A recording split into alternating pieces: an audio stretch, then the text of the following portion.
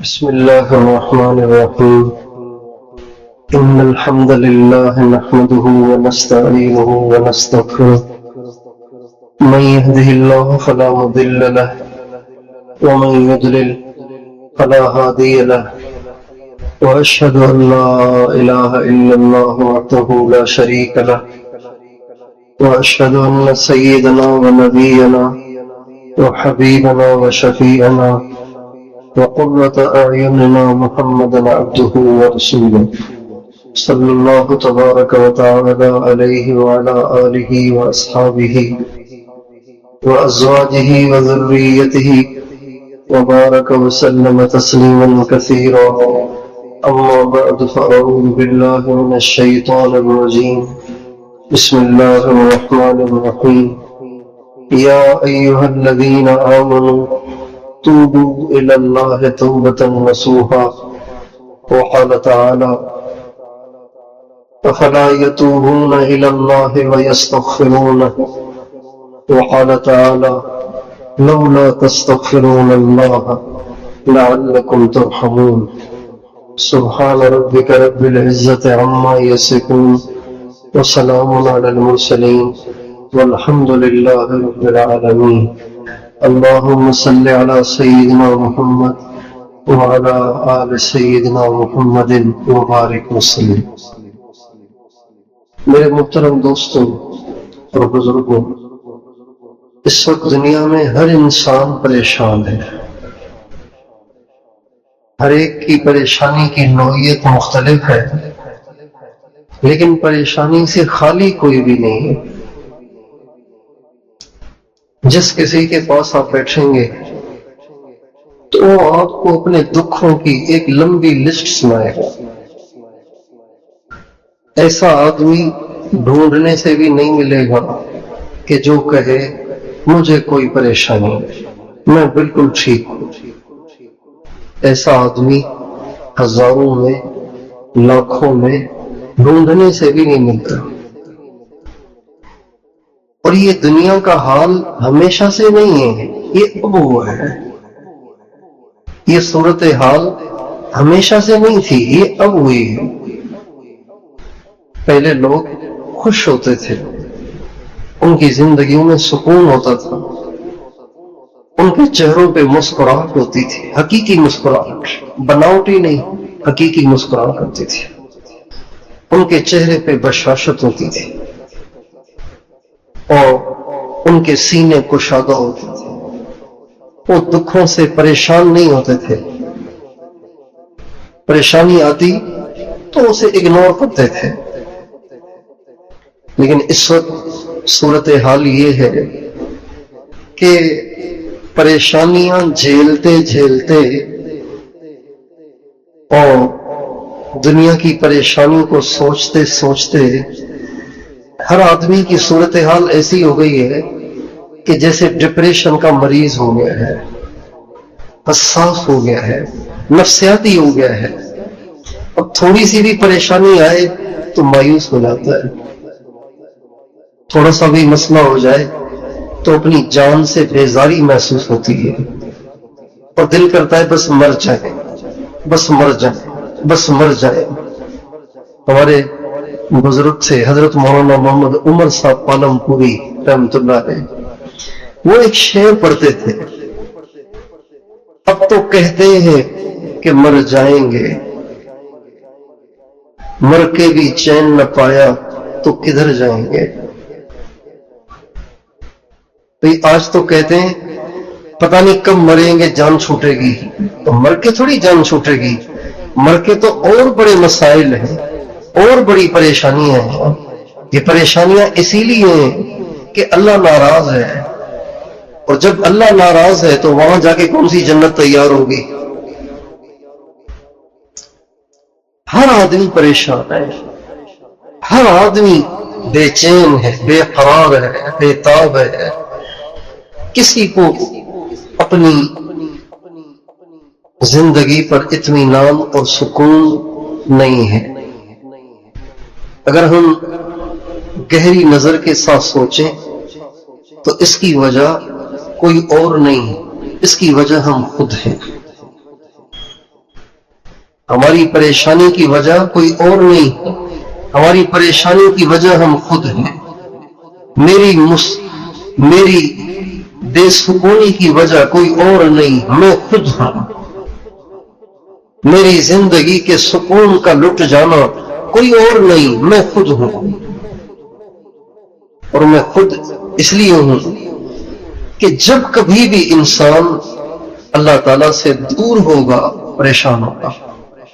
یہ اصولی بات ہے، جتنا اللہ سے دور اتنا پریشان، جتنا اللہ کے قریب اتنا پرسکون۔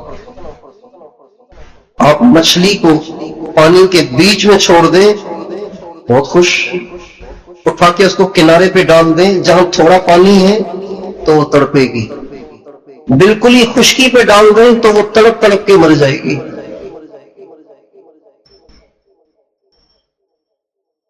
ہماری بے سکونی کی وجہ مال کی کمی نہیں ہے، ہماری بے سکونی کی وجہ لوڈ شیڈنگ نہیں ہے، ہماری بے سکونی کی وجہ ہماری غربت نہیں ہے، ہماری بے سکونی کی وجہ مہنگائی نہیں ہے، ہماری بے سکونی کی وجہ مخلص لوگوں کا میسر نہ آنا نہیں ہے۔ کہتے ہیں دنیا میں مخلص لوگ نہیں رہے، اغراض والے ہیں، ہر ایک اپنی غرض رکھتا ہے، مخلص کوئی نہیں ہے۔ تو ہماری زندگی کے بے سکون ہونے کی وجہ مخلص لوگوں کا میسر نہ ہونا بھی نہیں ہے، ہماری زندگی کے بے سکون ہونے کی وجہ ہماری اللہ سے دوری ہے، ہم میں اور اللہ میں فاصلے ہیں۔ جتنے بندے اور رب کے درمیان فاصلے بڑھتے ہیں اتنا بندہ پریشان ہوتا ہے، جتنے رب کے اور بندے کے فاصلے کم ہوتے ہیں اتنا بندہ حشاش بشاش اور خوش اور مطمئن اور پرسکون ہوتا ہے۔ فاصلے کیسے بنتے ہیں؟ بندے اور اللہ کے درمیان فاصلے کیسے بنتے؟ فاصلے تو ہیں ہی، اللہ پتہ نہیں کہاں، ہم یہاں، فاصلے تو ہیں ہی، لیکن فاصلے یوں بنتے ہیں کہ انسان جتنے زیادہ گناہ کرتا ہے اتنا اللہ سے دور ہوتا ہے۔ جس کی زندگی میں 100 گناہ ہوں گے اس کی زندگی میں جو بے سکونی ہوگی وہ 50 والے کی زندگی میں نہیں ہوگی، چاہے یہ غریب ہو اور وہ مالدار ہو، چاہے یہ مالدار ہو اور وہ غریب ہو۔ جس کی زندگی میں 25 گناہ ہوں گے اس کی زندگی میں بے سکونی اور کم ہوگی، جس کی زندگی میں 10 گناہ ہوں گے اس کی زندگی میں بے سکونی اور کم ہوگی، اور جس کی زندگی گناہوں سے پاک صاف ہوگی اس کو دنیا میں ہی جنت کا مزہ آتا ہے، دنیا میں بھی جنت کا مزہ آتا ہے۔ علامہ ابن تیمیہ رحمۃ اللہ علیہ ایک بہت بڑے عالم اور بہت بڑے بزرگ گزرے۔ جب انسان بہت زیادہ مشہور ہو جائے نا، مشہور ہو جائے تو پھر اس کے حاسدین بھی پیدا ہو جاتے ہیں۔ کل ذی نعمت محسود، ہر نعمت والے کے حاسدین ہوتے ہیں، چاہے کسی کے پاس پیسے کی نعمت ہو، چاہے کسی کے پاس شہرت کی نعمت ہو، چاہے کسی کے پاس آواز کی نعمت ہو، چاہے کسی کے پاس انداز کی نعمت ہو، چاہے کسی کے پاس حسن و جمال کی نعمت ہو، چاہے کسی کے پاس محبوبیت کی نعمت ہو، اس کے حاسدین ہوتے ہیں۔ تو ان کے حاسدین بہت تھے، امام بخاری کے بھی حاسدین بہت تھے، امام اعظم ابو حنیفہ کے بھی حاسدین بہت تھے، علامہ ابن تیمیہ رحمۃ اللہ علیہ کے بھی حاسدین بہت تھے۔ وہ حاسدین کیا کرتے تھے؟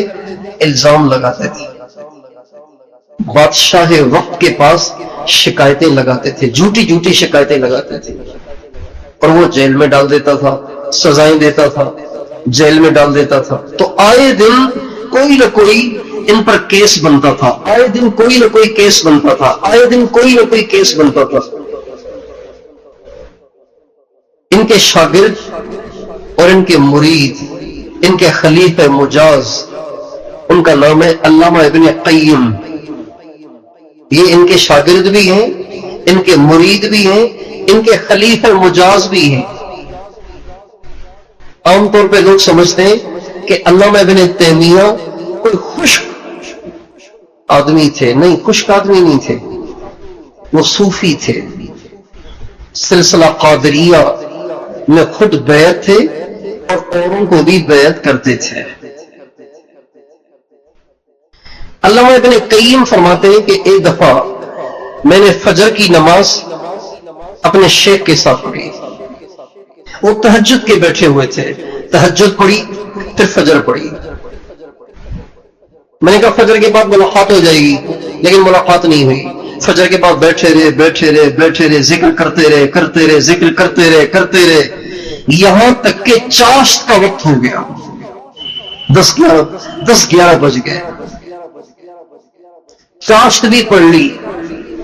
جب چاشت پڑھ کے فارغ ہوئے تو فرماتے کہ میری طرف دیکھا اور کہا ابن قیم، یہ جو میں تہجد سے بیٹھا ہوا ہوں نا، یہی میرا کھانا، یہی میرا ناشتہ ہے، اگر میں یہ نہ کروں تو میں چل ہی نہیں سکتا ہوں۔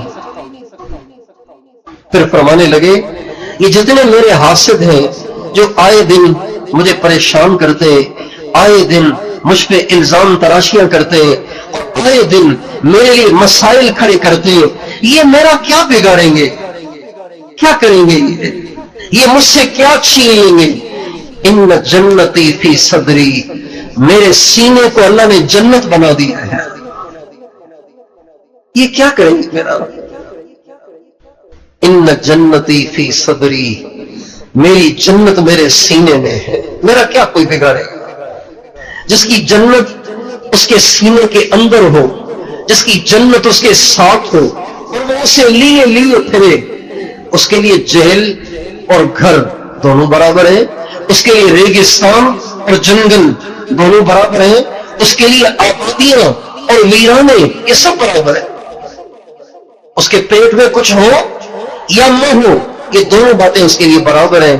جس کے سینے ہی میں جنت ہے، جس کا سینہ ہی جنت بن گیا ہے۔ جب انسان اللہ تعالیٰ کی نافرمانیاں چھوڑ دیتا ہے، گناہ کرنا چھوڑ دیتا ہے، اللہ کو ناراض کرنا چھوڑ دیتا ہے، اللہ دنیا میں اس کو جنت دے دیتے ہیں۔ حضرت شیخ الحدیث قطب الاقطاب مولانا محمد زکریا صاحب رحمۃ اللہ علیہ نے اپنی کتاب میں حضرت مولانا شاہ عبد الرحیم صاحب رائے پوری رحمۃ اللہ علیہ کا ایک ملفوظ لکھا ہے کہ بہت دفعہ وہ کہا کرتے تھے آہا جنت کا مزہ آ رہا ہے، جنت کا مزہ آ رہا ہے۔ اور ہمارے حضرت حاجی عبد الوہاب صاحب کی یہ بات تو آپ میں بھی سننے والے بہت ہوں گے کہ فرمایا کرتے تھے اللہ کے نام میں جو مزہ ہے کچھ نہ پوچھو، اللہ کے نام میں جو مٹھاس ہے، اس میں جو لذت ہے، اس میں جو حلاوت ہے، اس میں جو مزہ ہے، اس میں جو سکون ہے، کچھ نہ پوچھو، الفاظ سے بیان ہی نہیں کیا جا سکتا۔ وَحَقِّكُمْ مَا لَذَّلِي غَيْرُ ذِكْرِكُمْ وَذِكْرُ سِوَاكُمْ فِي فَمِي عَبْدُ لَا يَحْلُو، تیرے حق کی قسم، تیرے نام کے بغیر اب مجھے کسی چیز میں مزہ نہیں آتا۔ دنیا کی ساری مٹھائیاں میرے لیے اب پھیکی پھیکی ہو گئی ہیں، مجھے مٹھاس تو بس تیرے نام سے ملتی ہے، نہ شکر سے، نہ چینی سے، نہ گڑ سے، نہ کسی اور چیز سے، میرے منہ کی مٹھاس تو منحصر ہوتی ہے تیرے نام میں۔ فمن شاہدت عیناہ نور جمالکم، فمن شاہدت عیناہ نور جمالکم یموت اشتیاقا نحوکم قط لا یسلو، اے اللہ جس نے تیرے حسن کا جلوہ ایک دفعہ دیکھ لیا نا تو وہ تیرے شوق میں مر جائے گا، کبھی بھی اس کا دل کسی اور چیز سے سکون نہیں پائے گا۔ جب انسان اللہ تعالیٰ کی نافرمانیاں چھوڑ دیتا ہے، زبان سے جھوٹ چھوڑ دے، غیبت چھوڑ دے، اوروں کی دل آزاریاں چھوڑ دے، نگاہوں سے غیر محرم کو دیکھنا چھوڑ دے، حسین چہروں کو دیکھنا چھوڑ دے، اور دل میں غلط خیالات کو پکڑنا۔ ایک ہوتے ہیں وہ خیالات جو خود آتے ہیں، وسوسے، اس کو وسوسہ کہتے ہیں، اس کا کوئی گناہ نہیں، اس کا گناہ نہیں ہے بلکہ اس میں اجر ہے۔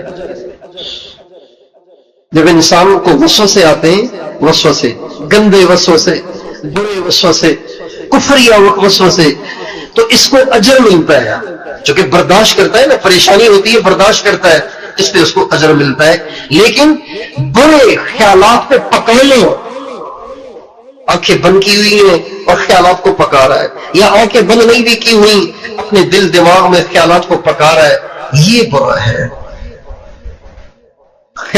برے خیالات کو پکانا چھوڑ دے، حرام دیکھنا چھوڑ دے، حرام بولنا چھوڑ دے، حرام کھانا چھوڑ دے، حرام پینا چھوڑ دے، پھر دیکھیں زندگی میں کیا مزہ ہے۔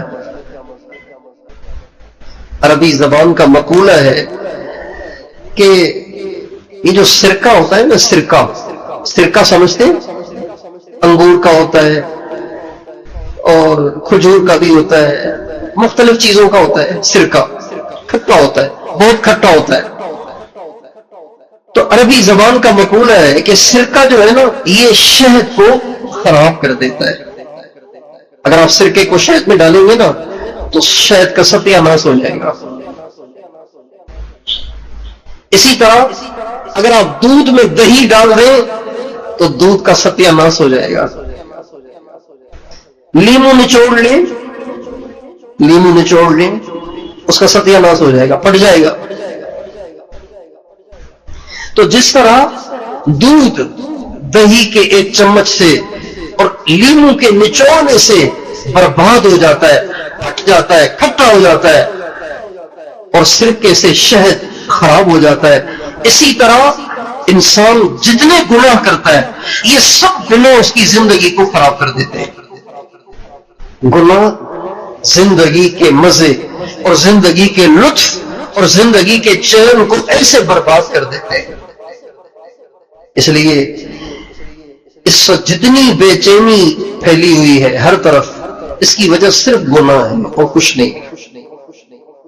اچھا، دنیا جو ہے اس میں پریشانیاں سب پہ آتی ہیں، اچھوں پہ بھی آتی ہیں، بروں پہ بھی آتی ہیں، لیکن جو نیک لوگوں پہ پریشانیاں آتی ہیں نا، ان پریشانیوں سے ان کا دل پریشان نہیں ہوتا، ذہن پریشان ہوتا ہے، دل پریشان نہیں ہوتا۔ اس کی مثال بالکل ایسی ہے جیسے ایک آدمی گاڑی کے شیشے بند کر کے بیٹھا ہوا ہے اور باہر طوفان آیا ہوا ہے، آندھی آئی ہوئی ہے، مٹی ہی مٹی ہے، لیکن جو اندر بیٹھا ہوا ہے نہ وہ غبار آلود ہے، نہ اس کو کوئی پریشانی ہے، دیکھ سب کچھ رہا ہے لیکن اس کو پریشانی کوئی نہیں ہے، یہ شیشوں کے اندر بند بیٹھا ہوا ہے۔ اسی طرح پریشانی نیک لوگوں پہ بھی آتی ہے، پریشانی اللہ والوں پہ بھی آتی ہے، لیکن اس پریشانی سے ان کا دل پریشان نہیں ہوتا، دل بے چین نہیں ہوتا۔ حضرت علی سے کسی نے پوچھا کہ حضرت دنیا تو پریشانی کا گھر ہے، تو کیسے پتا چلے کہ یہ پریشانی گناہوں کی سزا ہے یا درجات کی بلندی ہے، یہ کیسے پتا چلے؟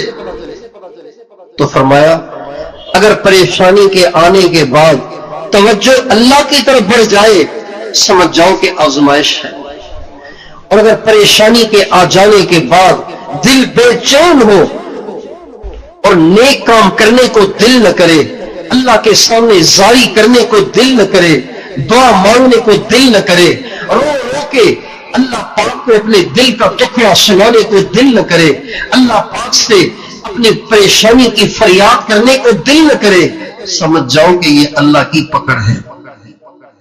دنیا میں پریشانی سب پہ آتی ہے، یہ مطلب نہیں ہے کہ جب ہم گناہ چھوڑ دیں گے تو پریشانیاں بھی بند ہو جائیں گی، پریشانیاں بند نہیں ہوتی، پریشانیاں تو دنیا میں رہتی ہیں، سب پہ آتی ہیں، اور نبی کا ارشاد ہے اشد الناس بلاء الانبیاء ثم الامثل فالامثل، سب سے زیادہ پریشانیاں اللہ نبیوں پہ بھیجتا ہے، پھر اس کے بعد جو نبیوں کے مشابہ ہو ان پر آتی ہیں۔ لیکن جب اللہ والوں پہ پریشانی آتی ہے ان کا دل بے چین نہیں ہوتا، بعض دفعہ پرسکون ہوتا ہے اور بعض دفعہ تو مزہ آتا ہے، آئی ہے پریشانی آتا ہے مزہ۔ الفت میں برابر ہے وفا ہو کہ جفا ہو، الفت میں برابر ہے وفا ہو کہ جفا ہو، ہر چیز میں لذت ہے اگر دل میں مزہ ہو، دل میں مزہ ہو، دل میں محبت ہو، دل میں عشق ہو تو محبوب کا صرف پھول اچھا نہیں لگتا، اس کا پتھر بھی اچھا لگتا ہے۔ محبوب پتھر بھی مارے تو کہتا ہے شکر ہے، کسی نسبت سے یاد تو کیا مجھے۔ میں نے شاید پہلے بھی سنایا تھا، ہمارے مولانا جمشید صاحب ایک واقعہ سنایا کرتے تھے لیلا اور مجنون کا۔ مجنون کو لیلا سے بہت محبت ہو گئی تھی، اور چونکہ محبت زیادہ تھی اور نظر آتی نہیں تھی، ملاقات ہوتی نہیں تھی، تو بیچارہ ہر وقت تڑپتا تھا کہیں ملاقات کی صورت بن جائے، کہیں زیارت کی صورت بن جائے۔ تو کسی نے مجنون کو بتایا کہ لیلا نے ایک دن مقرر کیا ہوا ہے، وہ گھر کے دروازے پہ آتی ہے اور جتنے اس کے دروازے پہ بیکاری جمع ہوتے ہیں ان سب کو تھوڑی تھوڑی بھیک دیتی ہے، اگر آپ کو لیلا کو دیکھنا ہے تو آپ ہی چلے جائیں۔ ان کا بہت اچھا، چنانچہ مجنون بھی پہنچ گیا دوسرے بھیکاریوں کے ساتھ، اور پہلے زمانے میں بھیکاریوں کے پاس کاسا ہوتا تھا، کاسا ایک پیالہ ہوتا تھا، اس کو لے کے بھیک مانگا کرتے تھے۔ تو مولانا سناتے تھے کہ سنتے تھے یوں لیلا کا یہ، سنتے تھے یوں لیلا کا، سنتے تھے کہ لیلا کا یہ معمول تھا، بھیک دیتی تھی جو بھی آتا تھا در پہ اس کے گدا۔ ایک دن مجنوں بھی کاسا ہاتھ میں لے آ پکارا للہ کچھ مجھے بھی دے۔ ایک دن مجنوں بھی کاسا ہاتھ میں لے کے لائن میں لگ گیا اور آ کے اس نے صدا لگائی اللہ کے واسطے کچھ مجھے بھی دے دو۔ آئی لیلا سب گدوں ان کو دیا، لیلا جو آئی تو سب کے کاسوں میں بھیک ڈالتی چلی گئی، ڈالتی چلی گئی، ڈالتی چلی گئی۔ جب مجنوں کا نمبر آیا نا، آئی لیلا سب گدوں ان کو دیا، پھر ہاتھ سے مجنوں کا کاسا لے لیا، بے پٹخ مارا زمین پر ایک بار، رقص میں مجنون ہوا پھر بے قرار۔ وہ جو لیلا آئی باقی گداگروں کو تو اس نے بھیک دی، جب مجنون کی باری آئی تو اس کا پیالہ اس سے چھین کے اس نے اتنے زور سے زمین پہ مارا کہ وہ ٹکڑے ٹکڑے ہو گیا۔ اب جب مجنون کا کاسا ٹوٹ گیا تو مجنون رقص کرنے لگا، ناچنے لگا۔ آئی لیلا سب گدوں کو دیا، پھر ہاتھ سے مجنوں کا کاسا لے لیا، دے پٹخ مارا زمین پر ایک بار، رقص میں مجنوں ہوا پھر بے قرار۔ مجنوں ناچنے لگ گیا، رقص کرنے لگ گیا، بولا ان میں سے کہ اے مجنون خان، رقص کا کیا تھا بھلا اس جا مقام۔ ان میں سے ایک آدمی نے کہا بھئی آپ کو تو بھیک بھی نہیں ملی، آپ کا تو پیالہ بھی توڑ دیا، ٹکڑے ٹکڑے کر دیا، آپ ناچے، آپ پاگل تو نہیں ہیں؟ عجیب بات ہے، آپ کا پیالہ بھی ٹوٹ گیا پھر بھی آپ ناچ رہے ہیں۔ بولا مجنون تم میں کوئی عاشق نہیں، عاشقوں کی رمز سے واقف نہیں، کسی کسی عاشق کے ہوتے ہیں ایسے نصیب کہ بلا نازل کرے اس کا حبیب، یہ بلا ہرگز نہیں ایک ناز ہے، یہ بھی ایک محبوب کا انداز ہے۔ مجنوں نے کہا معلوم ہوتا ہے تم میں سے کبھی کسی نے عشق نہیں کیا، معلوم ہوتا ہے تم میں سے کبھی کسی نے عشق نہیں کیا، اگر تم میں سے کسی نے عشق کیا ہوتا تو یہ تمہارا سوال بنتا ہی نہیں، اس لیے کہ محبوب کے صرف پیار اچھے نہیں لگتے، محبوب کے دھکے بھی اچھے لگتے ہیں۔ کسی کسی عاشق کے ہوتے ہیں ایسے نصیب کہ بلا نازل کرے اس کا حبیب، یہ بلا ہرگز نہیں ایک ناز ہے، یہ بھی ایک محبوب کا انداز ہے۔ جب انسان اپنی زندگی کو گناہوں سے پاک کر دیتا ہے، اللہ اس کے دل کو جنت بنا دیتا ہے۔ پریشانیاں آتی ہیں، چونکہ انسان دنیا میں پریشانیاں ہی پریشانیاں ہیں، دنیا پریشانیوں کا گھر ہے، لیکن ان پریشانیوں کا اس کے دل پہ اثر نہیں ہوتا، یا تو دل پرسکون ہوتا ہے، اور اگر موج میں ہو، عشق جوش میں ہو، عشق کا سمندر موج زن ہو، تو پھر تو مصیبت میں مزہ آتا ہے۔ ہمارے حاجی صاحب سنایا کرتے تھے کہ مولانا روم رحمت اللہ علیہ ایک دفعہ گھر میں آئے، گھر والوں سے کہا کچھ کھانے کو ہے؟ گھر والوں نے کہا نہیں، آج تو کھانے کے لیے کچھ بھی نہیں ہے، ہم بھی بھوکے ہیں، بچے بھی بھوکے ہیں۔ تو اتنے خوش ہوئے کہ خوشی میں جھوم گئے اور فرمانے لگے واہ واہ واہ واہ، آج ہمارے گھر میں وہ مہمان آیا ہے جو اکثر حضور کے گھر میں رہا کرتا تھا، یعنی فاقہ۔ میرے دوستوں، اللہ تعالیٰ کی مان کے زندگی گزارنے میں بڑے مزے ہیں۔ ہم لوگ یہ مزے اور یہ سکون اور یہ راحت اور یہ لطف ڈھونڈتے ہیں دنیا کے مال و متاع میں، دنیا کے اسباب میں، اس لیے گھر اچھے سے اچھا بناتے ہیں، اس کی ڈیکوریشن زیادہ سے زیادہ کرتے ہیں، اس میں سہولت کے سارے سامان جمع کرتے ہیں، لیکن سکون پھر بھی نہیں ہے۔ اس لیے کہ سکون ہو تو ملے نا، سکون ہو تو ملے، ان چیزوں میں ہے ہی نہیں۔ سکون اللہ کو راضی کرنے میں، اللہ کو یاد کرنے میں ہے۔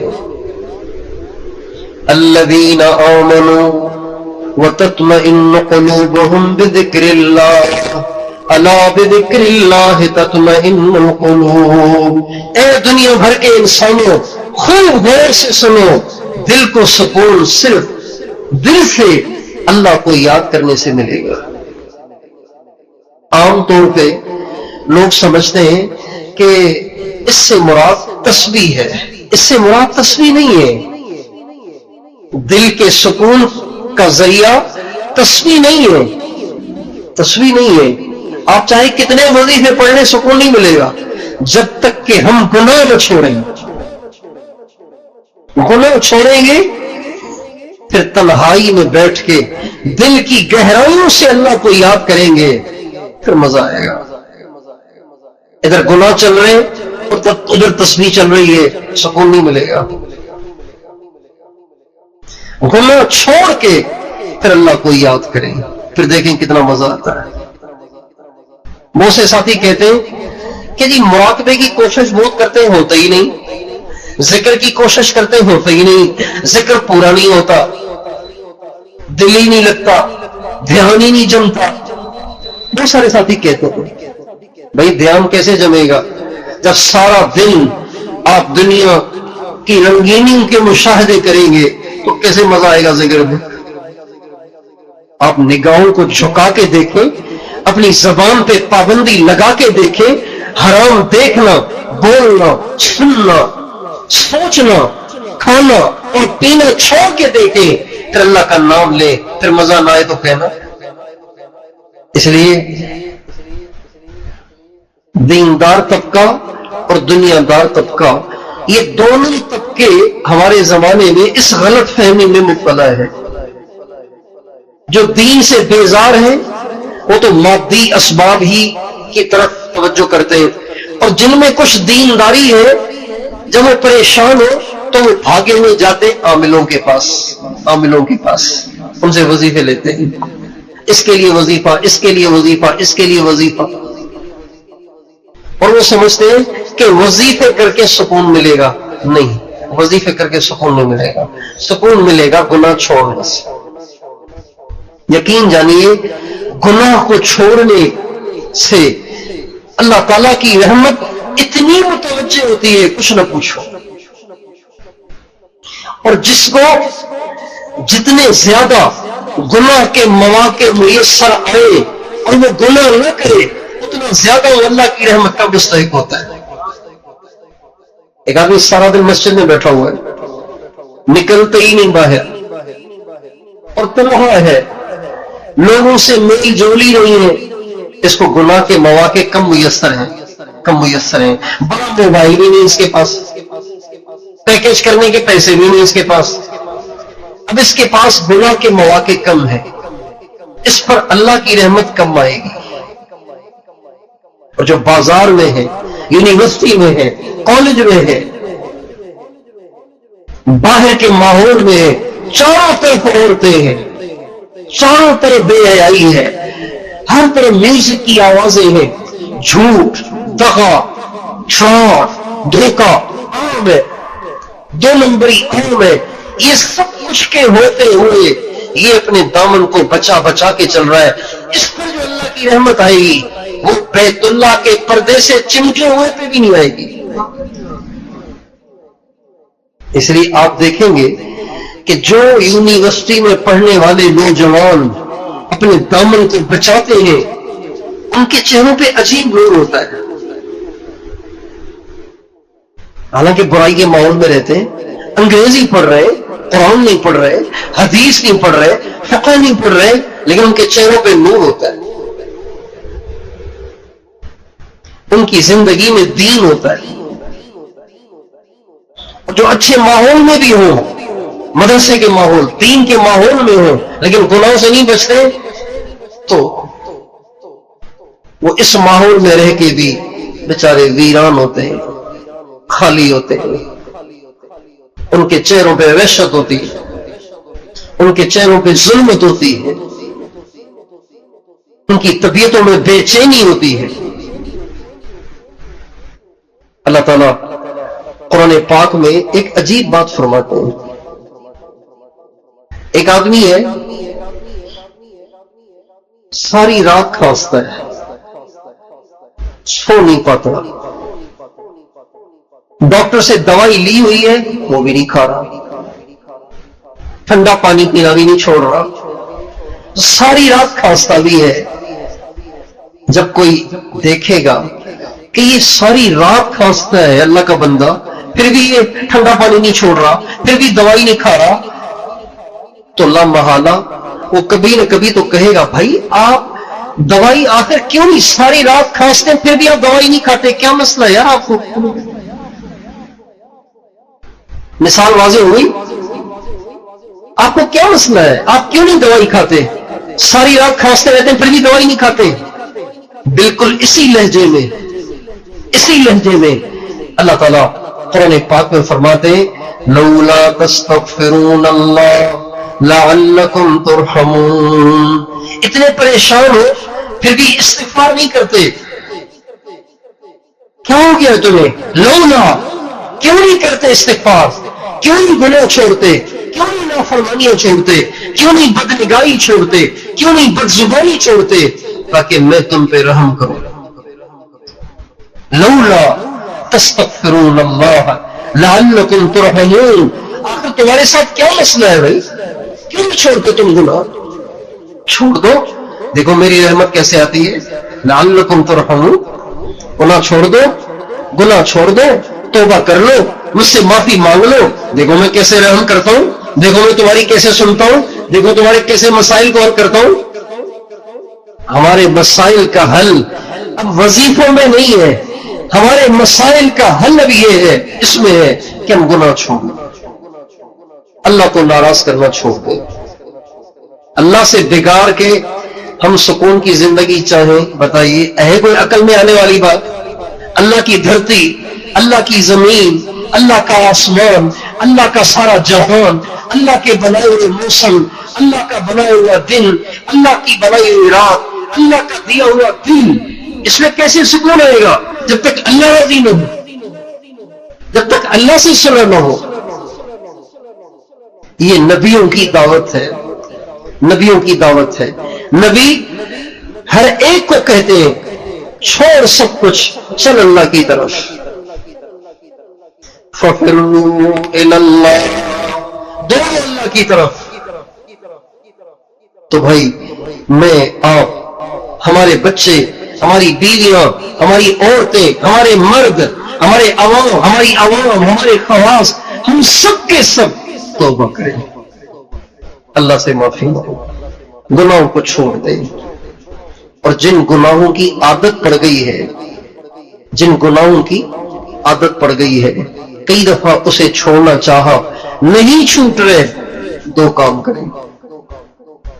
کتنے کام کرنے؟ کتنے کام کرنے؟ اور ان دونوں میں کوئی خرچہ نہیں ہے۔ ایک، توبہ کرنا نہ چھوڑے۔ عادت ہو گئی ہے گناہ کرنے کی، کوئی بھی گناہ ہے جس کی عادت پڑ گئی ہے، دو کام کریں۔ ایک تو توبہ کرنا نہ چھوڑیں، جب گناہ نہیں چھوڑ رہے تو توبہ بھی تو نہ چھوڑے نا۔ یہ کیا بات ہوئی؟ گناہ چھوڑنے نے توبہ چھوڑ دی؟ توبہ کرنا نہ چھوڑے۔ اگر ایک گناہ کی عادت اتنی ہے کہ دن میں کئی دفعہ ہوتا ہے تو کئی دفعہ توبہ کریں، ایک کام۔ دوسرا کام یہ کہ اہل اللہ کی صحبت اختیار ہے۔ اللہ کی قسم کبھی نہ کبھی ضرور چھوٹ جائے گا، چاہے کتنا پرانا گناہ ہو، ضرور چھوٹے گا، ضرور چھوٹے گا، ضرور چھوٹے گا۔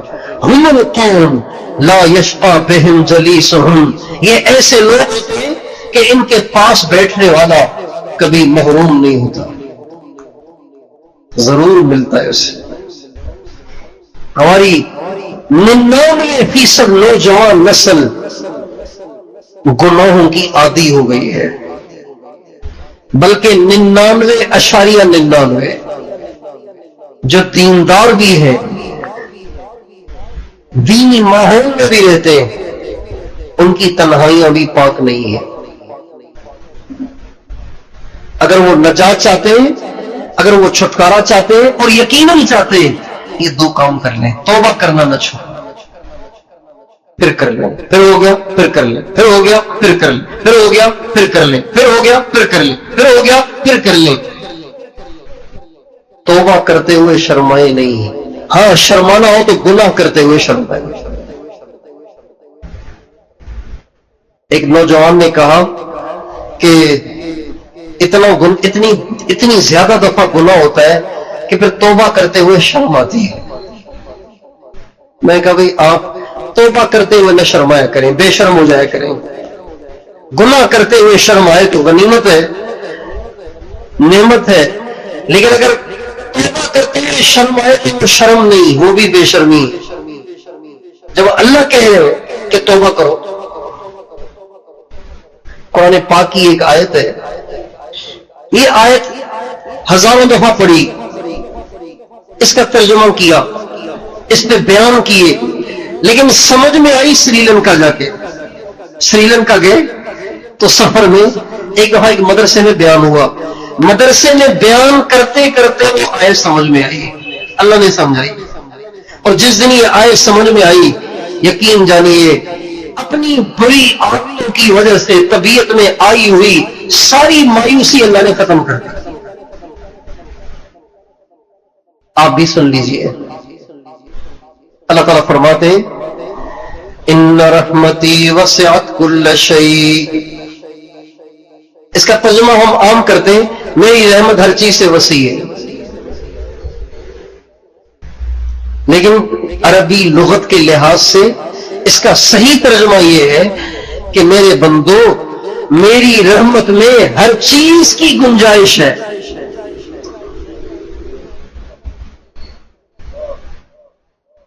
کیا مطلب؟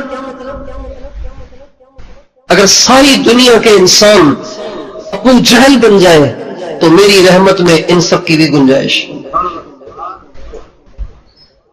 ساری دنیا کے انسان فرعون بن جائیں، میری رحمت میں ان سب کو بخشنے کی بھی گنجائش ہے۔ یعنی کہ اتنی رحمت کہاں سے لائے بھائی؟ اتنی رحمت کہاں سے لائے؟ صابن کی ٹکیا ہے ایک اور کپڑے ہیں 50 جوڑے. بھائی 50 جوڑے کیسے دھلیں گے ایک صابن کی ٹکیا سے؟ بھائی ایک صابن کی ٹکیا میں اس کی گنجائش ہی نہیں. اللہ تعالیٰ فرماتے ہیں میری رحمت میں ہر چیز کی گنجائش.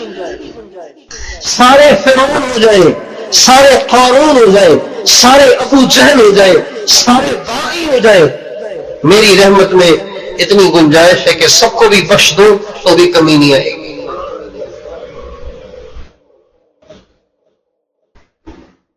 تو ہم کیا ہیں؟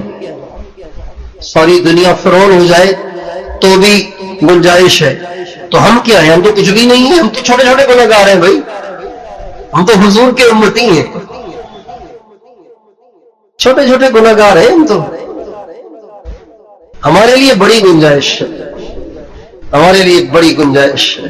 ہمارے لیے تو ویسے ہی دروازے کھلے ہوئے.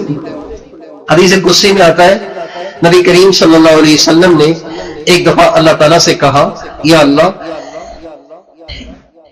قیامت کے دن جب سارے حساب کتاب کے لیے پیش ہوں گے، ایک کتاب ہے الاطحافات السنیہ فی الاحادیث القدسیہ، اس میں یہ حدیث میں نے پڑھی.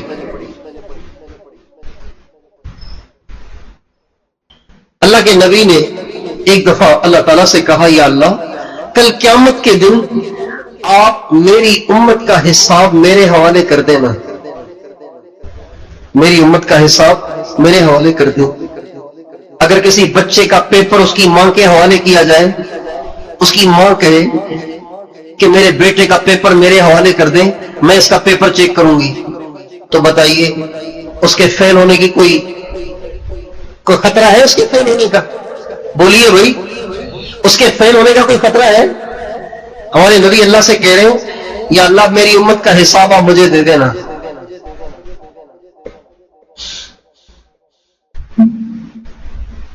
اس لیے اللہ تفتضح عند الامم، اس لیے کہ میری امت برائیاں تو کرے گی، برائیاں تو کرے گی. اب اگر آپ سب کے سامنے میری امت کا حساب لیں گے تو سب کی بےزتی ہوگی، میری امت کی بےزتی ہوگی. آپ وہ حساب میرے حوالے کر دیں تاکہ میں ذرا الگ سے ان کا حساب لے لوں، تاکہ سب کے سامنے ان کی بےزتی نہ ہو.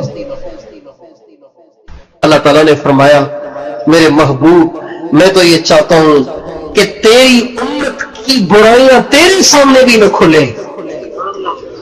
میں تو انہیں اوروں کے سامنے تو کیا رسوا کروں، میں تو انہیں آپ کے سامنے بھی رسوا نہیں کرنا چاہتا.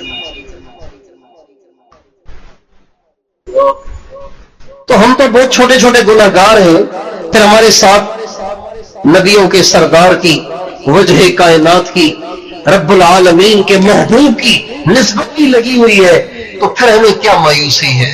ہمارے تو مزے ہی مزے ہیں. صرف جھکنے کی دیر ہے، صرف آنے کی دیر ہے، ہاتھ اٹھانے کی دیر ہے، آنسو بہانے کی دیر ہے. اللہ اپنی رحمت کے دروازے دیکھیں کیسے کھولتا ہے.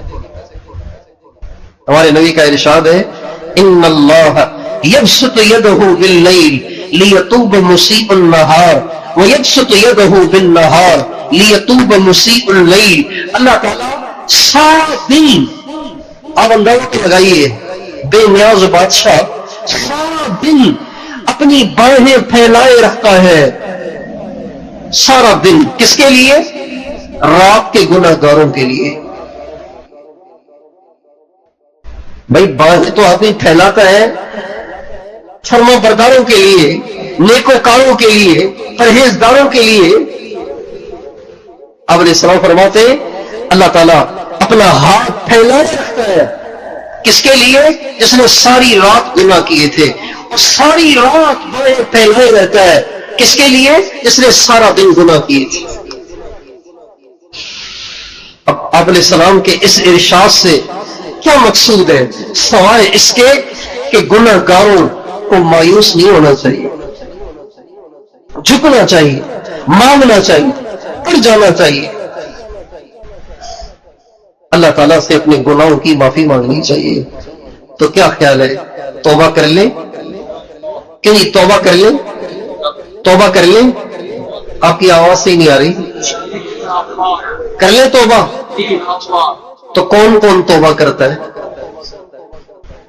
بس گناہ نہ کریں. جب کبھی گناہ کا خیال آئے، جب کبھی گناہ کا موقع آئے، جب کبھی گناہ کا ماحول بنے، جب کبھی گناہ کی طرف طبیعت مائل ہو، اس سے پوچھیں کیا اللہ نہیں دیکھ رہا؟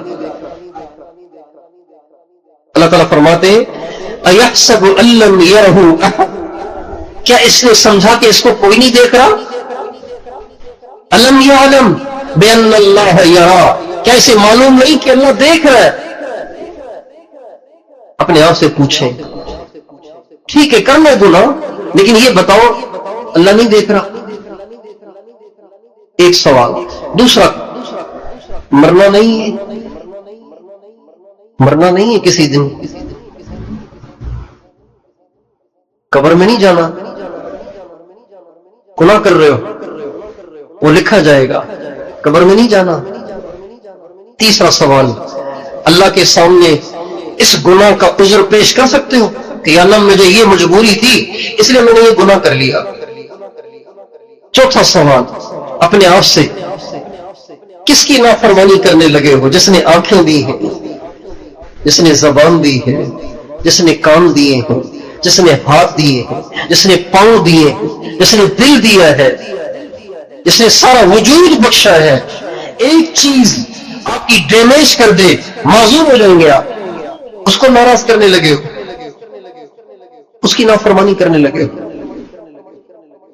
اگلا سوال، جو گناہ کرنے لگے ہو اس کی سزا دوزخ ہے، برداشت کر لو گے؟ اللہ تعالیٰ توفیق دے تو ماچس اٹھا کے تیلی جلا کے ہتھیلی کو دکھائیں، دیکھو برداشت کر لو گے؟ کر سکتے ہو تو کر لو، کر سکتے ہو تو کر لو، نہیں کر سکتے ہو تو باز آ جاؤ. جب یوں اپنے آپ کے ساتھ آپ لڑائی لڑیں گے اور پھر اللہ سے کہیں گے اے اللہ شیطان حاوی ہے، نفس حاوی ہے، وہ مجھ سے کرانا چاہتا ہے، میں نہیں کرنا چاہتا، تو مجھے بچا. اللہ ضرور بچائے گا، اللہ ضرور بچائے گا. آپ دیکھنا اللہ بچائے گا.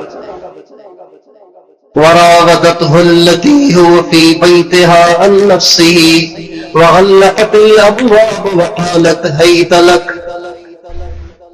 اللہ تعالیٰ آج کی ساری نوجوان نسل کو ایک قصہ سنانا چاہ رہے ہیں. پوری نوجوان نسل، مردوں کو، عورتوں کو، لڑکوں کو، لڑکیوں کو ایک قصہ سنا رہے ہیں. وراودته التي هو في بيتها عن نفسه، اور یوسف کو بہکایا، یوسف کو بہکایا، پھسلایا اور مائل کیا. کس نے؟ اس نے جس کے گھر میں رہتے تھے. کتنا آسان تھا بہکنا. بھئی جس کے گھر میں آدمی رہتا ہو وہ اگر بہکائے تو بہکنا آسان ہوگا کہ نہیں ہوگا؟ بولیے تو صحیح. وراودته التي هو في بيتها عن نفسه، اور بہکایا یوسف کو، پھسلایا یوسف کو، پھسلایا یوسف کو اس نے جس کے گھر میں رہتے تھے. اور وہ پتہ ہے کون تھی؟ وہ بادشاہ کی بیوی تھی، بادشاہ کی بیوی، بہکانے والی بادشاہ کی بیوی، اور گھر بھی اس کا. اور بہکا رہی ہے، مائل کر رہی ہے. اور پھر کیا کیا؟ وراودته التي هو في نفسها وراودته التي هو في بيتها عن نفسه وغلقت الابواب وقالت هيت لك. دروازے سارے بند کر کے ان کو تالا لگا دیا. غلقت کا معنی تالا لگانا، غلقت کا معنی بند کرنا، غلقت کا معنی تالا لگانا. وغلقت الابواب وقالت هيت لك، دروازوں کو تالے لگا کے کہنے لگی اب تو کوئی نہیں آئے گا، اب تو کوئی نہیں دیکھے گا، اب تو آ جا، هيت لك، اب تو آ جا. یوسف علیہ السلام کیا کہنے لگے؟ قال معاذ اللہ، اے اللہ تو ہی بچائے گا. قال معاذ اللہ، اے اللہ تو ہی بچائے گا. چنانچہ جب اللہ کو پکارا، سارے اسباب کے ہوتے ہوئے، مواقع کے ہوتے ہوئے، جب اللہ کو پکارا اللہ تعالیٰ فرماتے کذالک لنصرف عنہ السوء والفحشاء، پھر ہم نے اس کو بچا دیا، ہم نے بچایا اس نے ہم سے مانگا، ہم نے بچا دیا۔ اس ساری دنیا کے لڑکے لڑکیوں کو اللہ نے قرآن میں قصہ سنایا ہے، دیکھو میرے ابی یوسف سے سبق حاصل کرو کہ اس کو کتنے گناہ کے اسباب ملے اور کتنے اسباب کے مواقع ملے، کتنے گناہوں کے مواقع ملے، لیکن اس نے اپنے دامن کو بچا لیا، اپنے دامن کو بچا لیے۔ اور یہاں تک بھی کہا رب السجن احب الی مما یدعوننی الیہ، اے اللہ یہ مجھے جیل میں ڈال دے، یہ مجھے منظور ہے، میں یہ گناہ نہیں کروں۔ چنانچہ جیل میں چلے بھی گئے، لیکن جب اپنے دامن کو بچایا تو اللہ تعالیٰ نے پھر کیا مقام بخشا، کیا عزت دی، اور جب عزت دی اور تخت میں بٹھایا اور جن بھائیوں نے ان کی جڑ کو کاٹنے کی کوشش کی ان بھائیوں کو ان کے قدموں میں گرایا، تو اس وقت یوسف علیہ السلام فرمانے لگے انہ من یتق ویصبر فإن اللہ لا یضیع اجر المحسنین، جو متقی ہوگا صابر ہوگا اس کے حاسد اس کا کچھ نہیں بگاڑ سکتے، اس کے دشمن اس کا کچھ نہیں بگاڑ سکتے، اس کے خلاف بننے والی سازشوں سے اس کا کوئی نقصان نہیں ہوگا، اللہ اس کو ضائع نہیں کرے گا، اللہ اس کو اونچا کرے گا۔ تو اس لیے میں اور آپ یہ نیت کریں کہ گناہ کے چاہے کتنے مواقع ملے گناہ نہیں کرنا، ہو جائے توبہ، ہو جائے توبہ، ہو جائے توبہ۔ ایک ساتھی نے کہا کہ جی کب تک توبہ کرے، گناہ تو چھوٹ ہی نہیں رہے، تو میں نے اس سے کیا کہ بھائی کپڑے تو صاف رہتے ہی نہیں، پھر کب تک دھوئے؟ کوئی اس لیے کپڑے دھونا چھوڑ دیتا ہے کہ میلے تو پھر ہو جائیں گے، بھائی میلے ہو جائیں گے پھر دھوئیں گے، پھر ہو جائیں گے پھر دھوئیں گے، پھر ہو جائیں گے پھر دھوئیں گے، میلے کرتے رہتے ہیں دھوتے رہتے ہیں۔ بس اتنی ہی بات ہے کہ جب میلے ہوتے ہیں تو اس وقت میلے کرنے کی نیت نہیں ہوتی، خود ہو جاتے ہیں، بس یہ بات ہے، نیت نہ ہو کہ گناہ کرنا ہے، ہو جائے گا تو توبہ کر لیں، پھر ہو جائے پھر کر لیں، پھر ہو جائے پھر کر لیں، پھر ہو جائے پھر کر لیں، کرتے رہیں گے۔ ہم کر کر کے تھک سکتے ہیں، اللہ معاف کر کر کے نہیں تھکے گا۔ اس لیے اللہ تعالیٰ نے اپنے بندوں کو جہاں توبہ کرنے کی دعوت دی ہے نا، جہاں توبہ کرنے کی دعوت دی ہے وہاں یہ نہیں کہا استغفروا ربکم انہ کان غافرا، یہ نہیں کہا قل یا عبادی الذین اسرفوا علی انفسہم لا تقنطوا من رحمت اللہ انہ هو الغافر، یہ نہیں کہا، غفور کہا ہے، وہاں غفارہ کہا ہے، اور غافر غفار اور غفور پتہ ہے کسے کہتے ہیں؟ غفار اور غفور اسے کہتے ہیں جو بار بار معاف کرے۔ اگر معافی کی گنجائش اللہ کے ہاں ایک ہی دفعہ ہوتی تو اللہ کہتے استغفروا ربکم انہ کان غافرا، معافی مانگو معافی مل جائے گی، لیکن غفارہ کہہ کر اللہ تعالیٰ نے اپنے قانون میں خود ہی لچک پیدا کر دی ہے، انہ کان غفارا، معافی مانگے۔ لیکن اگر تمہارا خیال ہے کہ تم سے پھر ہو جائے گا تو مایوس نہ ہو، ابھی معافی مانگ لو، پھر ہو جائے گا تو پھر بھی معاف ہو جائے گا۔ غفارہ کا مطلب یہ ہے استغفروا ربکم انہ کان غفارا یرسل السماء علیکم مدرارا وَيُمْدِدْكُمْ بِأَمْوَالٍ وَبَنِينَ وَيَجْعَلْ لَكُمْ جَنَّاتٍ وَيَجْعَلْ لَكُمْ أَنْهَارًا مَا لَكُمْ لَا تَرْجُونَ لِلَّهِ وَقَارًا وَقَدْ خَلَقَكُمْ أَطْوَارًا۔ استغفار اور توبہ کی اللہ دعوت دے رہے اور استغفار اور توبہ پہ ملنے والے انعامات بتا رہے، آگے کہ تمہیں کیا ہوا ہے، کیا مسئلہ ہے، تمہیں معافی کیوں نہیں مانگ رہے؟ اتنے سارے انعام دوں گا پھر بھی معافی نہیں مانگ رہے۔ قصوروار اگر معافی مانگے تو اس کو معافی ملنا ہی ایک بڑا انعام ہے، دوسرے انعاموں کا تو وہ مستحق ہی نہیں ہو، باوجود اس کے اللہ تعالیٰ قصوروار کو معافی کی پہلے ہی ضمانت بھی دے رہے، پہلے ہی ضمانت دے رہے، معافی مانگو میں وعدہ کرتا ہوں معاف کر دوں گا۔ وآخر دعوانا ان الحمد للہ رب العالمین۔